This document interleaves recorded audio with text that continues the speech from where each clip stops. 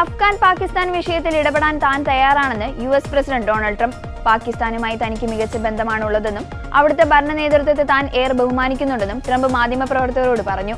പാക് പ്രധാനമന്ത്രിയും ആർമി ചീഫും മികച്ച രീതിയിലാണ് രാജ്യം ഭരിക്കുന്നതെന്നും അദ്ദേഹം കൂട്ടിച്ചേർത്തു.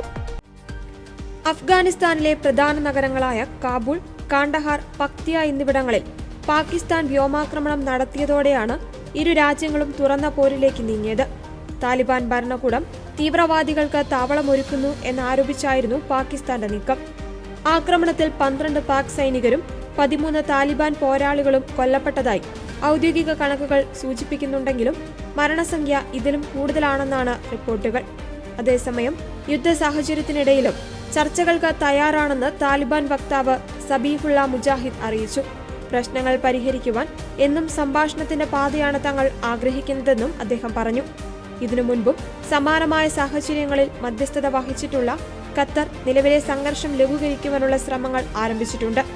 2600 കിലോമീറ്റർ നീളുന്ന അതിർത്തിയിൽ യുദ്ധം പടരുന്നത് മേഖലയിലെ സമാധാനത്തെ ബാധിക്കുമെന്ന ആശങ്ക ശക്തമാണ്.